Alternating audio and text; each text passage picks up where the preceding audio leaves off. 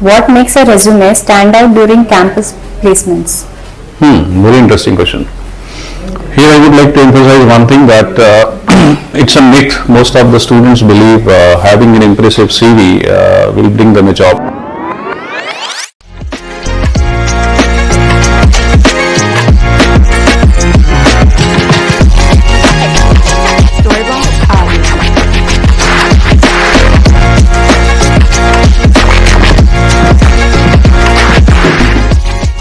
Hello everyone.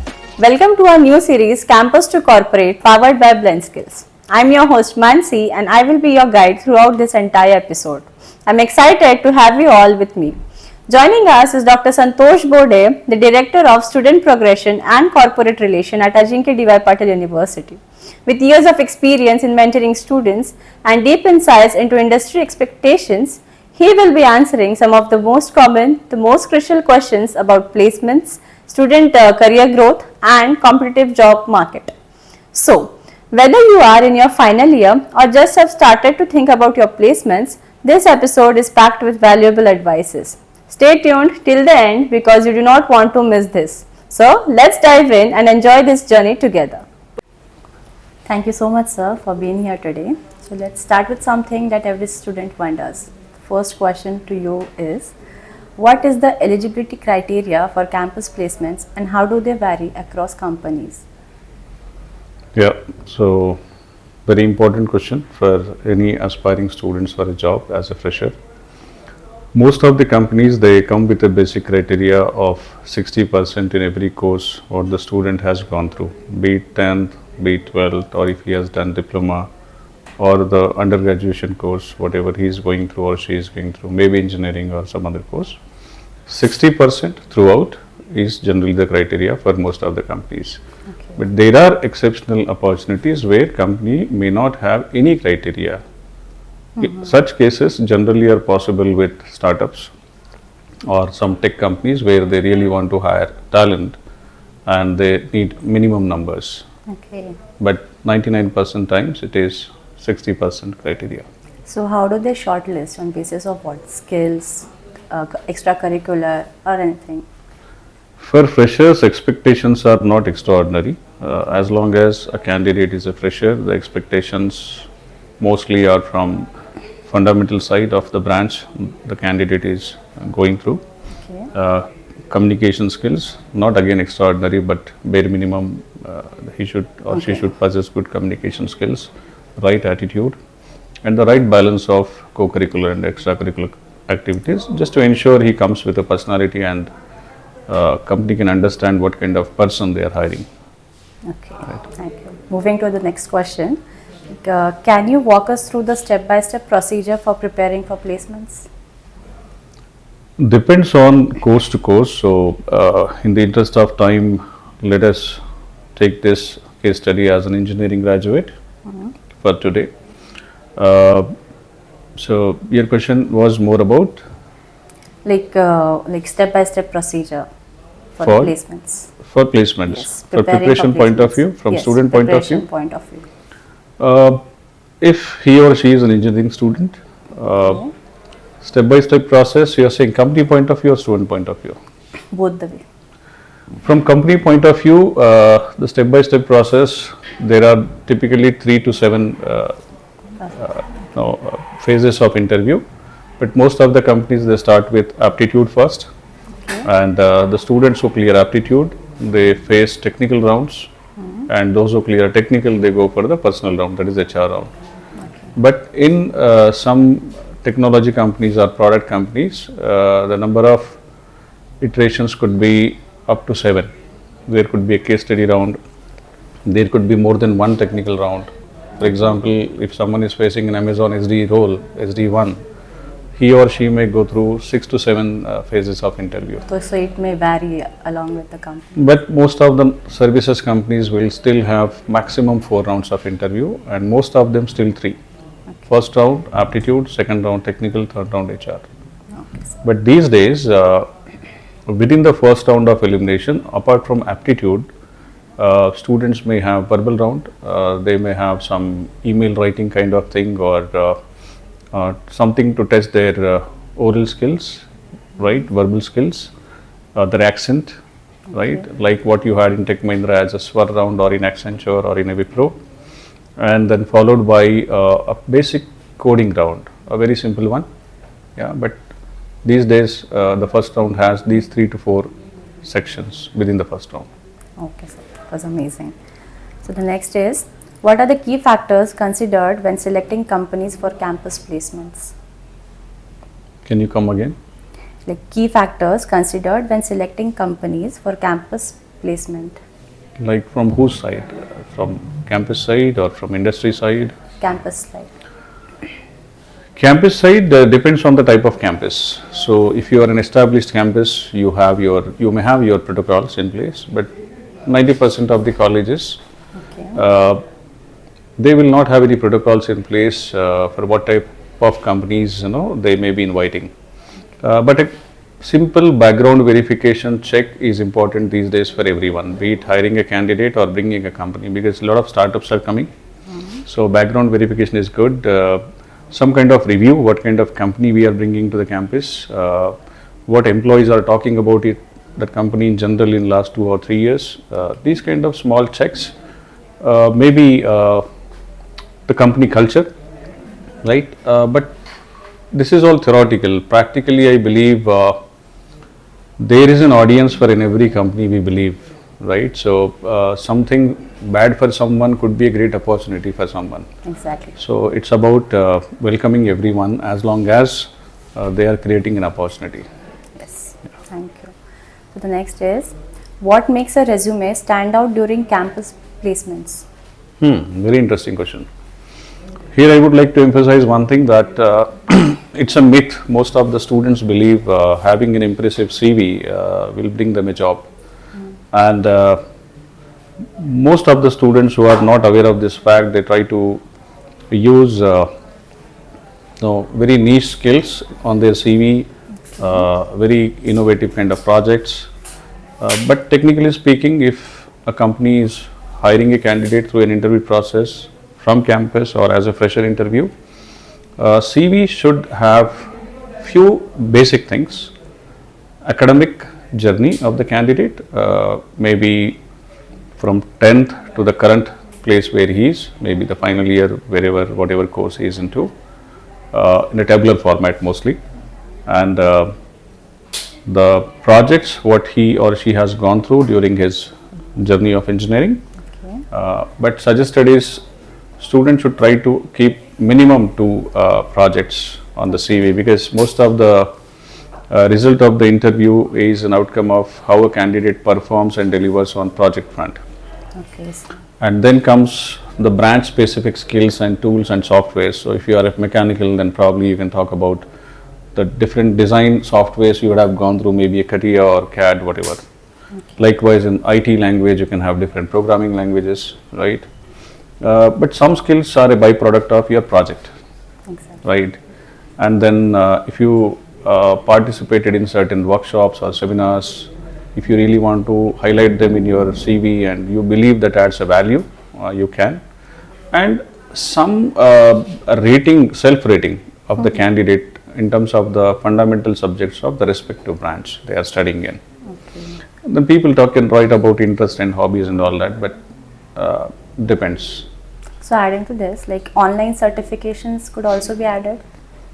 Yes, if that is a strength to the candidate in interview, because these days students do a lot of online courses. Exactly, And that they is believe adding them in CV will fetch them a job or impress the interviewer.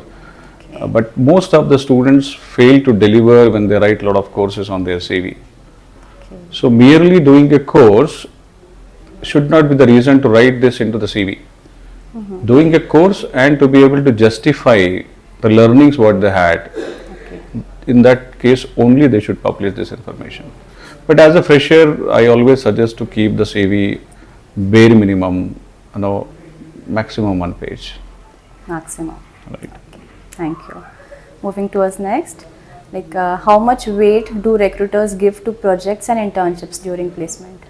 A lot. A lot.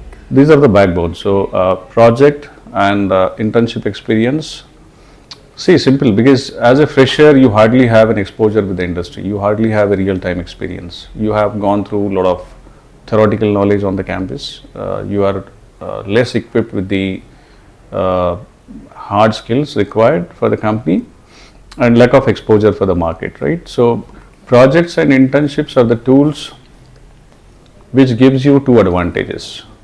As a project, you have applied the knowledge what you have gained. So you understood how the knowledge you gained through theoretical and practical labs you were able to apply in a real time problem. So that makes you better prospect for a industry as a fresher. Internships, I mean, they can carry even more weightage because you worked in a real time environment. Ideally, internship, I'm referring to a candidate working with a company, no matter small or big or startup, whatever, but in a real time scenario, he worked or she worked. So his transition from being a student on the campus to a company as a fresher will become smooth because he understood how the game works for him when he joins a company. So to answer, yes, internships and projects, they're very critical. Okay, sir. So next is like what are the top skills that most companies look for the foreign freshers? Again, same. I mean, see, more or less, it's a combination of hard skills and soft skills. So I would say, whatever trade you are coming from, maybe whatever branch of engineering, the fundamentals has to be really strong. You should be able to apply those fundamentals very well in your project work, right? Communication-wise, you should be not bad. You should be able to articulate what you wish to articulate during your interview process, and your awareness with the latest trends and technologies. What is happening in the market? You should have some idea, if not expert. For example, the jargons like Industry 4.0. If everyone is talking about it, as a student, it may not be in your curriculum. You may not be related to it as of now, but having a basic sense of what is happening around, what is IoT, what is cyber security, so what is data science, what is data analysis, basic things happening around the niche jargons students should be aware of while going for an interview. Okay, sir. What are the biggest resume mistakes that led to rejection? Yeah, writing too much, and believing in a sense that if I write more, I can impress more. That's the biggest mistake. Then mentioning anything and everything what student has gone through as a workshop or a seminar or program. A lot of students do this, especially in rural areas. When you go, they would have attended some online program or they would have attended some workshop of 3 days, 2 days. They start writing everything and they believe, no, if I write more, interview will feel I know more. And that is the problem, because when they give interviewer carries a lot of expectations from the CV, because he can see student has done so much. And when he starts asking the questions on the things what the candidate has published, the candidate is in trouble, right? So these are the basic mistakes. I mean, I suggest students to rate themselves with a lot of honesty when it comes to mentioning the things on CV. And how often they should update their CV? As long as they're upskilling and reskilling, they should. So today, if I am in second year and I have attended a boot camp on, say, for particular technology, and I carry some knowledge about the boot camp what I have gone through, I can mention. I have gone for some cyber security basic course as a third year or a final year student. I believe I have developed some kind of knowledge on it. I should publish. So in general, everything we do should be updated on CV, on LinkedIn, on platforms. We should. It's a basic thing. Okay, sir. And what are the skills required to succeed in technical placement? In technical placements, there are two ways of looking at it. Is one as generic candidate, one as specialist. But ideally, this world needs more generalist skills people as a fresher initially, because still I want to ask you the very fundamental question on whatever you have gone through in engineering. So, but specialist in a sense, I am deep driving into a technology, maybe a cybersecurity space, Maybe I'm very niche into Pega skills. Maybe I'm into data science. But pure specialty skills may not be that relevant and important as a fresher. They are add-ons, yeah. But still, the general knowledge about fundamental subjects Okay. is the key as a fresher. As a fresher. As a fresher. Okay, sir. And which programming languages are preferred by recruiters for technical roles?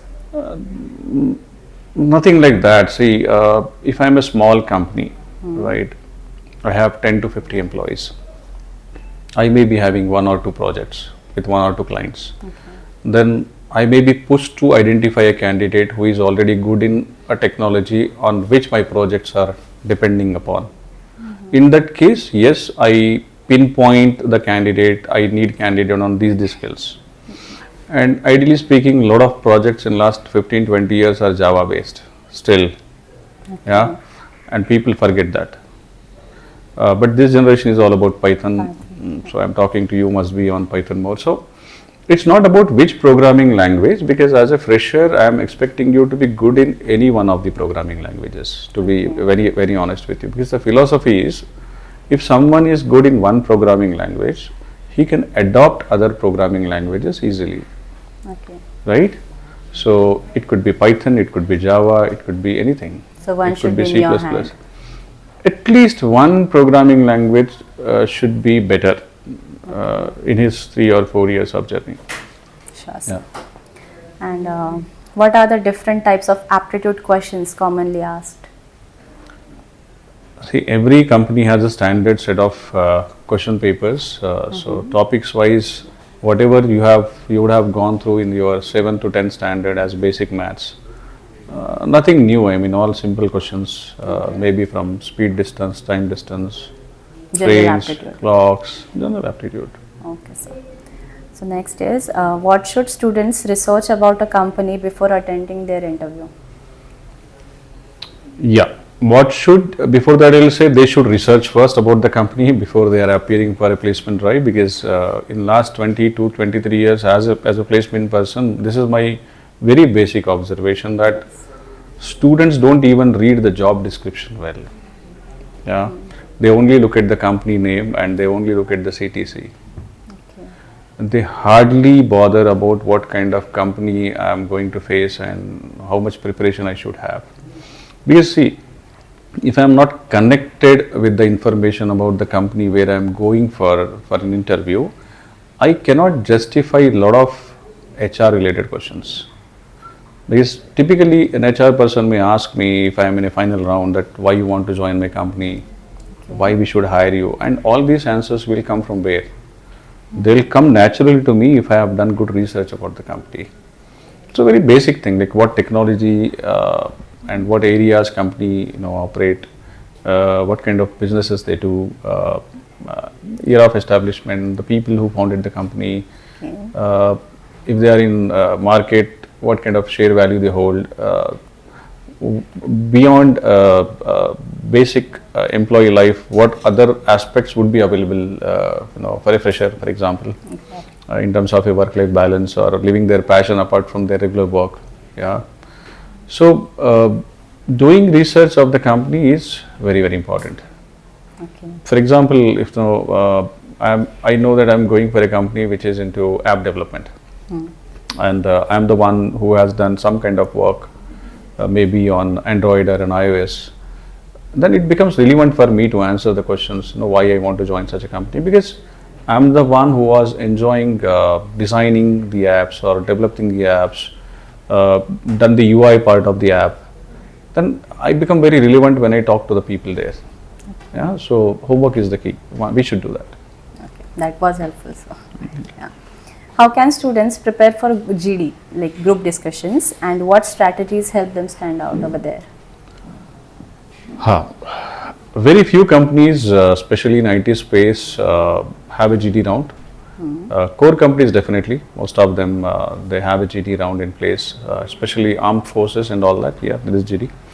For GD, I think subject knowledge is important, because you need to be blessed with current affairs, what's happening around. First, I mean, keeping a tab on what is happening in society is the key. Exactly. Going through some newspapers and some basic knowledge we should have about everything around us, right? That is a prerequisite before I get into GD. Then a lot of students are smart, so they can do chat GPT and Google and see what particular company asks more GD questions on what topics, etc. It's a basic thing students do. Philosophically, for a GD, you should be a good communicator. It's not about a language as say, but the confidence you exhibit. Yep. When you talk to the people around, keeping an eye-to-eye contact with possibly every possible person who is part of your GD. In GD, sometimes we try to overpower others. We try to stand out distinctively than others, and in that process, we forget that people are observing us as a leader also. How much space we are creating for others. So it's important to be a part of GD by entering at least 1 or 2 times, if possible 2 times. But someone who takes an initiative and someone who concludes the GD, I think they have some more advantage, because someone who initiates, he is the one who initiated the GD, right? He is more fearless, and he is a quick learner, and he take that responsibility to start the GD. So it's more of a leadership thing, right? Okay. Yeah. Concluding, he is someone who is calm, composed, and listening to everyone properly, who is talking what, and then in his mind or her mind, a complete analysis of how I will present the entire closure thing. Okay. So that carries a lot of weightage. Now, in between, people will jump in, but never stop someone who is trying to say something abruptly. Don't do that, because again, it shows what kind of person you are. Yeah. And see, if you're not blessed with communication, a trick could be just saying, I agree with what other person said. Could be. But at least try to enter the GD some way, and exhibit your skills. Like if you are a good leader, right? If you want to demonstrate that you have already entered GD once or twice, then try to give opportunity to someone who is not speaking at all. Okay. Because again, if you remember someone like Ramesh, you can say, okay, Ramesh, what do you think about this? So you have given an opportunity to someone who never started in GD. He may or may not speak, but you got your brownie points. Right? Yes. So you care, that is more of being empathetic. So no big tricks as such.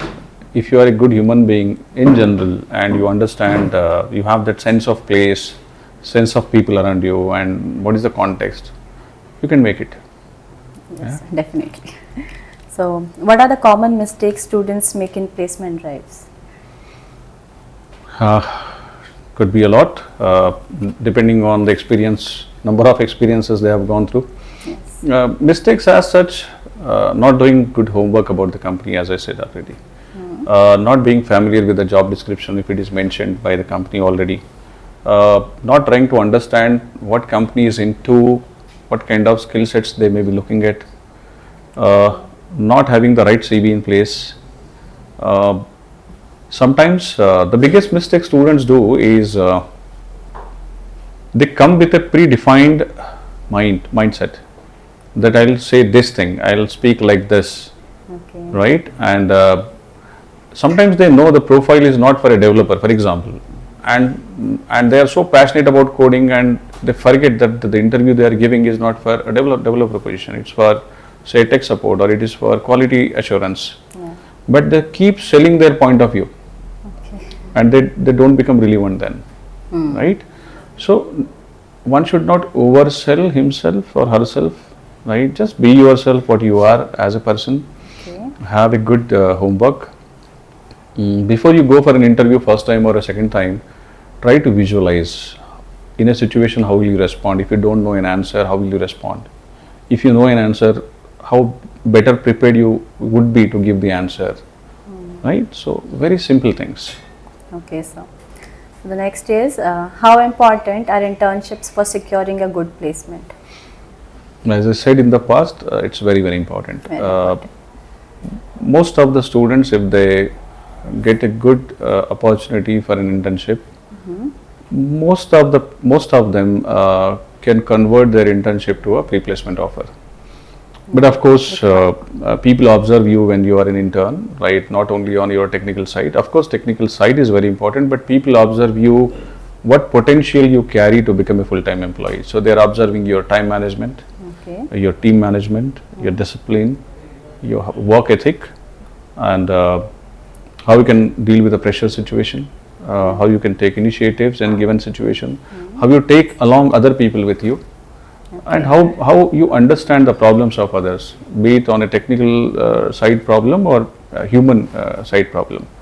So internship definitely is a great vehicle to secure the job, no doubt about it. Yes, sir. So adding to this, like how students can secure off-campus internship. Today, a lot of third-party portals are available, yeah, and LinkedIn is in place. A lot of YouTubers and influencers available who talk about a lot of off-campus opportunities. So, keeping a tab on a lot of influential people on LinkedIn is the key, and doing the right data mining on Google is also important, and being in the right network, yeah, and it's not bad to keep a tab on the kind of companies you would like to start your career with, or you want to become a part of it, if not today but in future. Okay. Maybe you're keeping a tab on a fintech company as a career point, or a services company, or as a product company, as a consulting company. Yeah, so a lot of information is already flowing everywhere, so it's not that difficult. But once you start applying for off campuses, the key is how strong your profile is by that time. So merely applying for an off campus is not equal to you're getting a good job. It's just something you filled a form. Okay. Yeah. So it's important that you develop your tech stack in your generation language. So someone who is very defined with his technology stack is having good chances of getting shortlisted for good off campuses, for better packages. Other off campuses could be part of pool campuses, like people like us, we do a lot of pool campuses. Likewise, other people may be doing. So keeping a tab, networking with people, going there and giving interviews, right? End of the day, it is also a opportunity. It's also a placement thing. Yes, sir. Yeah. Is there any support system at universities for internship placement? So if you're talking about Ajinkya D.Y. Patil University for this podcast, so yes, there is dedicated office, student progression, corporate relations office. I believe most of the colleges have their own training and placement wings, right? And it depends on the kind of people, how motivated they are to support the students. Okay. So I believe the team what we have at our disposal in Ajinkya D.Y. Patil, it is well motivated, has huge experience in this field, and they understand the pain points of the students. They not only understand students, they understand the curriculum part of it, right? So I think it's up to the students to leverage on the experience and expertise of the people who are available here. Fantastic place to be. Yeah, over here. Yeah. So the next is, what should student do if they don't get placed through campus placement? Yeah, it's a very, very important question so far. So not every single student who is pursuing a course in any university or any college, even an IIT or whatever last possible tier 3 college he or she may be studying, some of them may not be getting placed from the campus or in general as a fresher. So they should not take this to their heart. That's a process. So it's like they were not prepared till that point of time. So if they start understanding what all it requires to get placed, if they start working hard on those aspects, and very importantly, I think the right alignment of their passion and skills. So generally people believe they just go and appear for a company and they can get a job, right? But they sometimes tend to forget that probably they are not made for something what is in front of them, but they are quite good in some other areas which they have not encountered so far, or not explored so far, or not realized so far as an individual, right? So it's a journey. Okay? So the day a student understand what strength he or she carries, what and what area is more passionate for him or her, and what platforms he should leverage more, I think they can make it. So for them, for some of them, the struggle could be 6 months, 1 year. But I have not seen an engineering kid passed out from any kind of college, not doing anything in life after 2 years of degree. Okay. This is my observation, and everyone does something in life. That self-realization takes time, That would. right? But again, ideally, students should try to grab the opportunities by the time they leave the campus. Having said all these things, Definitely, philosophically, sir. yeah, Yes. yes. So, should CSE students focus on AI-driven fields? What about students from other branches also? Yeah, this is my favorite question. So,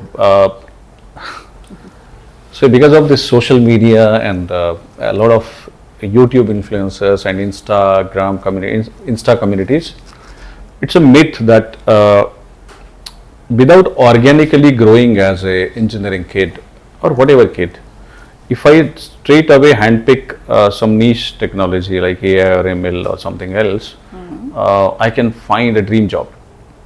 Okay. If you go to Facebook, I browse Facebook every day for 2-3 hours myself. So I can see a lot of ads coming in between the videos. And what is your package? 42. Wow. Yeah. So what you done? I have done some course on AI. Exactly. Yeah. Even I have Then every kid believes, okay, I am the one who will do this. Yes, sir. So unfortunately, the real world doesn't work like this. Yeah. Real world is very real. Yeah. So you need to be again fundamentally strong in your trade. You are from computer engineering. Your computer engineering basics should be strong. You are from mechanical engineer. Mechanical basics should be strong. Likewise, any stream you are coming in, even as a management student like finance or HR, whatever, your basic trade has to be strong.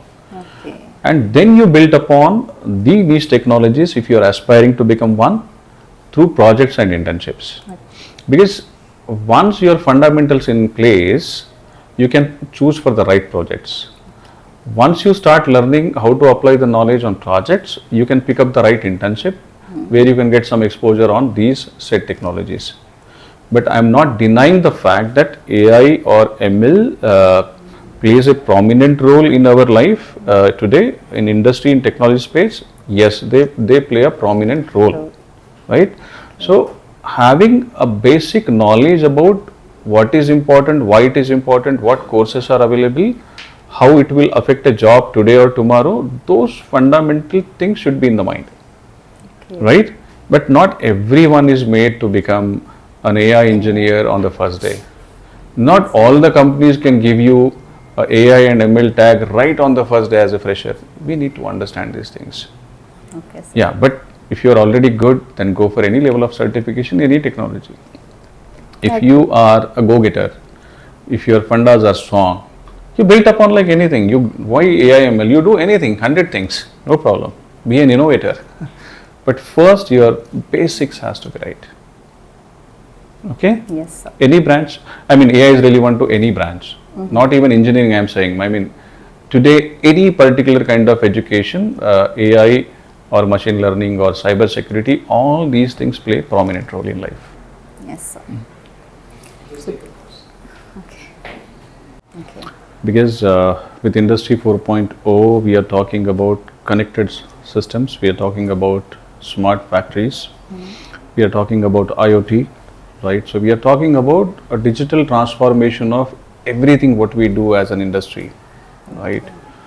So as everything is connected with some instrument and device which is connected to the internet, cyber hygiene is going to play a huge role, right? So my cyber smart organization will sustain better. Technologies, definitely we will be working on this business, that project, but cyber is the good takeaway. So one of the area where students should focus more on cyber security. And from technicality point of view also, someone who is not that deep into coding and etc., right? So I think this is very interesting field. AI, everyone is talking about it, artificial intelligence, machine learning, data science, yeah. So probably these are some of the areas. Then there's a lot happening in automobile sector also. So then again semiconductor. Okay. So there are many things which are coming up. We are living in a very interesting time. right? So someone who can align all these things if right from first year or at least from second year, then they can visualize what they could become and what skills they need to keep taking through projects, through exposure, through internships. Then they can really make a good profile for these careers. Okay. Right. And how does the job market for freshers change over time? What should students do to stay relevant over there? Job market is technically game of demand and supply, right? So there are times when expectations are high because business is more. So when business is more, opportunities are more. When opportunities are more, hiring is more. Okay. Right?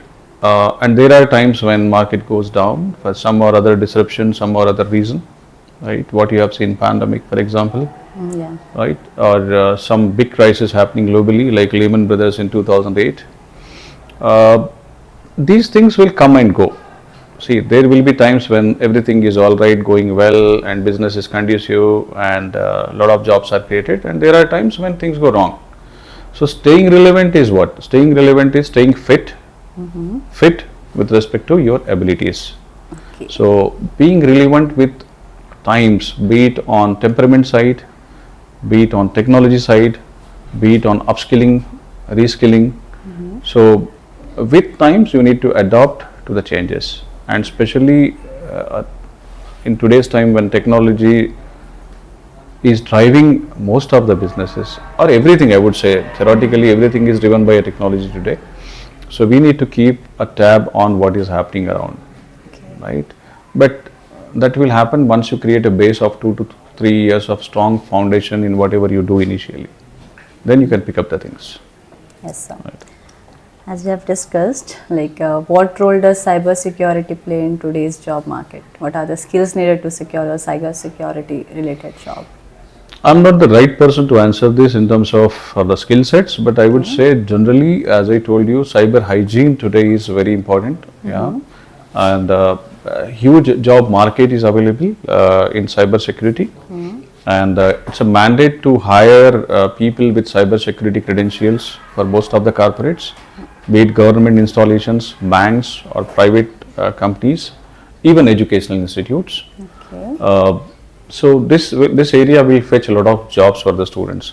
To some extent, I think what I can understand from an engineering basic perspective, computer networks and operating system, these basic subjects could be the foundation initially, Okay. right? But I am not the expert.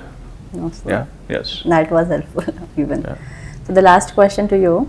What support system exists for students who don't get placed immediately after graduation? See, any student studying in any college, let us not take about Ajinkya DY or some other college, any student studying anywhere, support system depends on the place where he or she is at that point of time.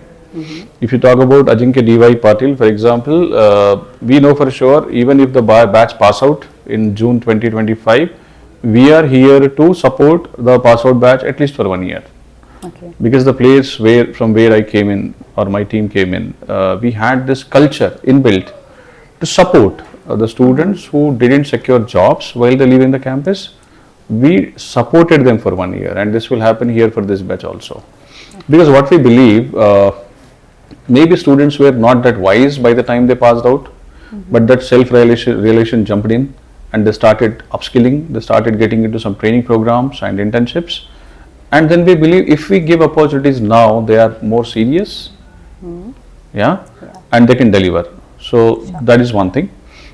Some people who are not blessed to have such people around, such offices around, for them the suggestion would be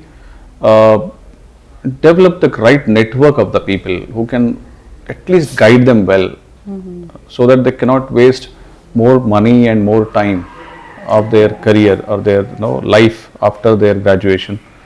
But again, a student once gets that self-realization that I need to do something, he will find a way for sure. Because end of the day, it's a survival of the fittest. So whatever you are, end of the day, when your stakes are high, when you are pushed to the wall, you know you need to deliver. Yes. Before we wrap up, one last question to you is like, what is that one piece of advice for students who are about to step into the corporate world? Very difficult question. So, one piece of advice is, see, today there could be a challenge, but tomorrow is always certain. And whatever you become in life, whatever designation, position you may achieve, always try to stay grounded and always try to empower the people around you. This is my message to the students. Thank you, sir. Yeah. Amazing. This has been such an insightful conversation with you, sir. Thank you so much for sharing your wisdom with us today. Thank you for the opportunity and best wishes to Curians. Thank you. And to all our listeners, I hope this episode gave you clarity and confidence for your placement journey. If you found this helpful, make sure to like, share and subscribe our channel for more such content. Also, drop your placement related questions in the comments. We will answer them in our next episode. Until next time, keep learning, keep growing and all the best.